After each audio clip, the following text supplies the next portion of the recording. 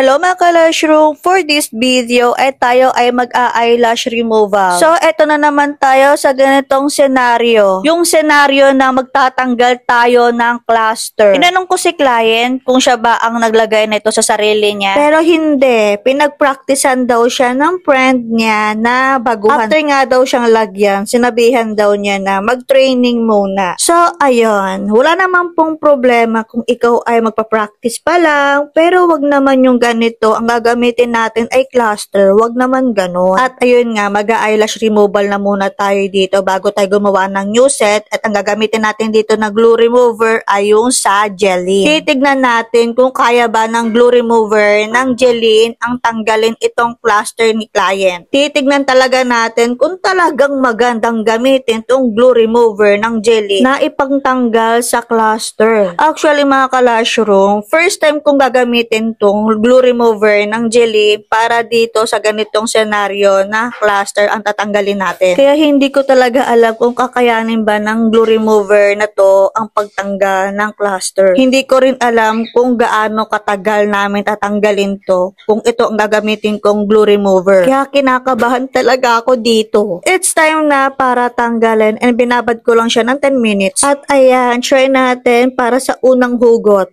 Wow! Ang galing! Nakita nyo? As you can see, walang natanggal na natural lashes. Pangalawang hugot, 3 agad. So, totoo pala talaga na maganda itong gamitin itong glue remover ng Gelin. Hindi lang siya pang normal na eyelash extension. Pwede rin pala talaga siyang pantanggal ng mga cluster. Actually, mga ganitong senaryo, mga ka-Lushroom, nagtatagal talaga ako sa pagtatanggal talaga kapag cluster. Pero ito, 10 minutes lang yung babad ko and siguro wala pang 20 minutes tapos na kami sa removal. Hindi ako pinahirapan ng remover cream na to. Gelin, baka naman. Anyway, ito na nga yung mga natanggal natin kay client. Hello mga ka-Lushroom! Para sa ating masisipag na followers, mamimigay tayo ng lash kit na pwede nyong gamitin sa inyong paglalashes.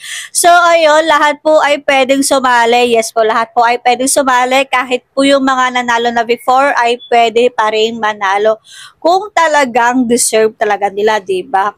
And then, kailangan lang po ay kayo ay naka-follow sa lahat ng social media natin at palaging magpabida-bida. So, ayun, good luck sa next na mananalo ng ating lash kit giveaway. So, ayun lang. Thank you for watching. Bye!